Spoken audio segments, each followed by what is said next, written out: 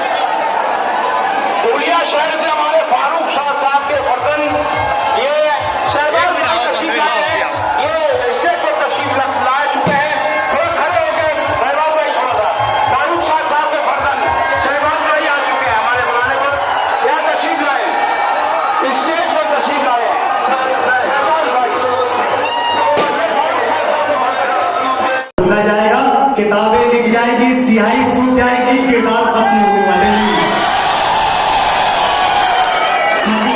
मुस्लिम आपके बीच में आई है आप लोगों से एक वादा लेने के लिए कि आने वाले वक्त में आप मजलिस का साथ दीजिए। और रिजवान सर, भले से आप किसी भी खिलाफ पार्टी में हो, लेकिन घबराइए मत, मजलिस इत्तेहाद मुस्लिमीन आपके साथ खड़ी है।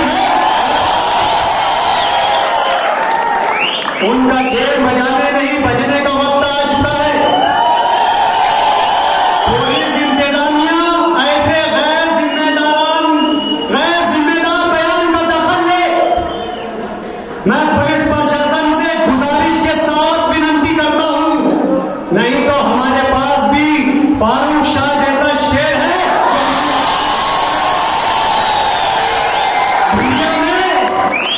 तमाम चूहों को पेटी बंद जिसने किया है, वो भी मालेगांव में आकर इन चूहों को पेटी बंद करेगा।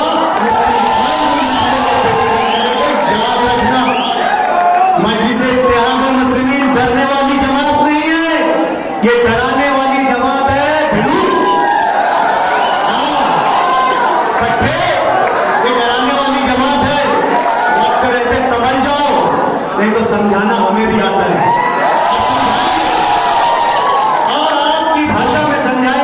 प्रशासन, अगर आप शहर के आप अगर जिम्मेदार समझते हो, लेकिन मैं ऐसे शख्स को गैर जिम्मेदार कहता हूं जिसने इस तरीके का बयान दिया है। अगर आपने इसमें कोई दखल नहीं लिया तो ये मजलिस के नौजवान जो यहां आज बैठे हैं, आने वाले वक्त में आपके लिए तूफान साबित हो गए। आने वाले वक्त में हमें बहुत सी बातें करना है। आज इसी बात पर मैं अपनी बात खत्म। सूरत आइन इस हिंदुस्तान का है। यहां पर इस मुल्क में बसने वाले तमाम लोगों को इस आइन में अपनी जिंदगी गुजारने का हक दिया है। इस आइन के पस मंजर में मुझे एक शेर याद आता है कि चमन में इख्तिलाते रंग बू से बात बनती है। चमन में इख्तिलाफ रंग बू से बात बनती है। हम ही हम है तो क्या हम है, तुम ही तुम हो तो क्या तुम हो। दोस्तों, इस मुल्क का कानून हम सब के लिए है, हम सब की बेहतरी के लिए है। लेकिन आज जो हालात पैदा किए जा रहे हैं वो यकायक पैदा नहीं हुए। इस हस्ते को आजादी के बाद से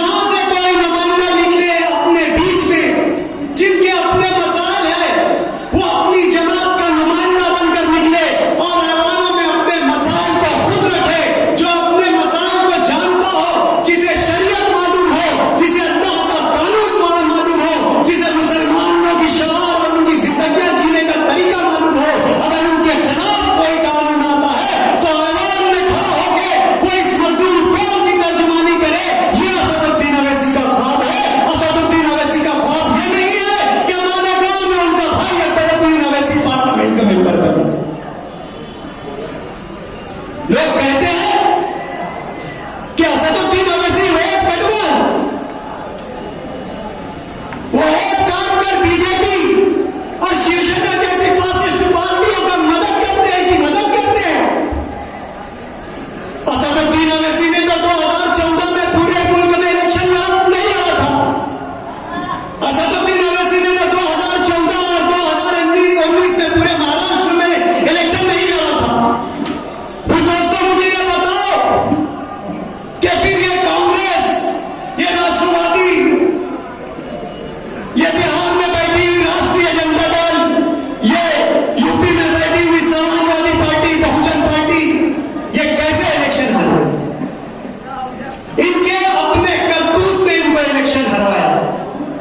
जो मुसलमान इनको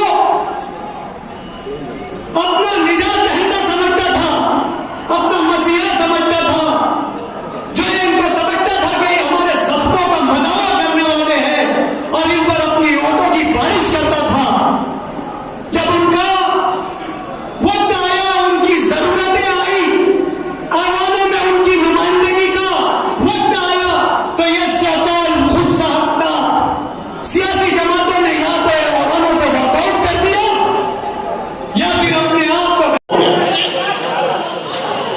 इस मुल्क की सबसे बड़ी अकलियत मुसलमानों को निशाना बनाया जा रहा है।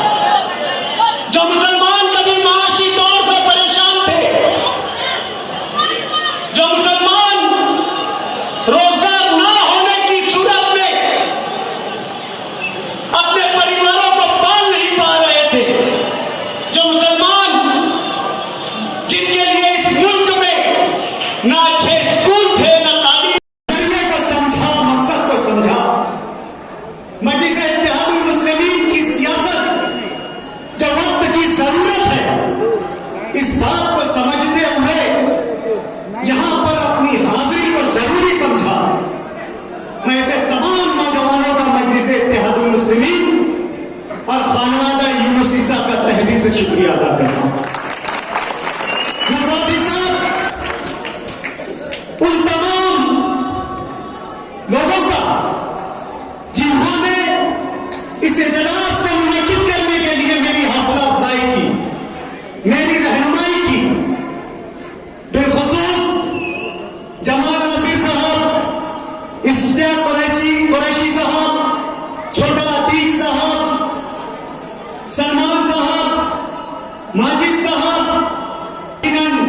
शहर की तारीख में सियासत का नया बाब खुलेगा, एक नई तारीख रकम करेगा। आने वाला वक्त देखेगा मजलिस इत्तेहादुल मुस्लिमीन का सुनहरा दौर। हमारे कायदीन जो आज हैदराबाद में बैठे हुए हैं, हैदराबाद से निकलकर नजरिए को आम करने के लिए मुल्क की खाक छान रहे हैं, हमारे कायदीन इस सुनहरे बाब पर रश्क करेंगे। दोस्तों, आज का ये इजलास इसलिए बुलाया गया है कि मुल्क के जो सियासी हालात हैं, आज मुल्क की सियासी फिजा जिस कदर मुकद्दरा हो गई है, आप लोग उससे बखूबी वाकिफ हैं। 2014 के पार्लियामेंट इलेक्शन के बाद से इस मुल्क में जब से बीजेपी बरसरे इक़्तिदार आई और बिलखुसूस बीजेपी के इक़्तिदार की कमान, इस मुल्क के वज़ीर आज़म की कमान, आरएसएस के परवरदा, आरएसएस के पैदा करदा, आरएसएस के मिशन को आगे बढ़ाने वाले नरेंद्र मोदी जब से इस मुल्क के वज़ीर आज़म बने हैं, आप लोगों ने देखा कि उसके बाद से इस मुल्क के मुसलमानों पर ऐसा हयात तंग हो गया। इस मुल्क की सबसे बड़ी अकलियत मुसलमानों को निशाना बनाया जा रहा है। जो मुसलमान कभी माशी तौर से परेशान थे, जो मुसलमान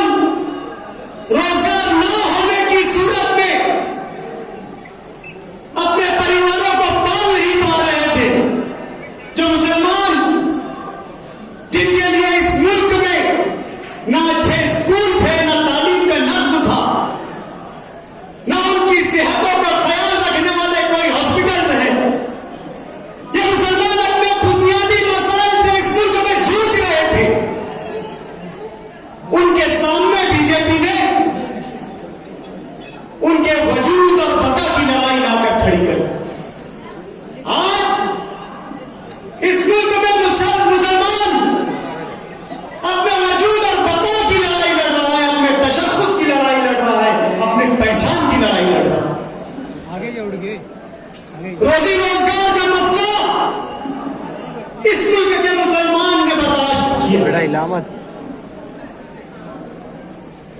मॉब लिंचिंग जो नई इस्तेलाह आई है कि मुस्लिम नौजवानों को किसी भी बहाने जर्दकोप करना, मारना, बेतहाशा पीटना,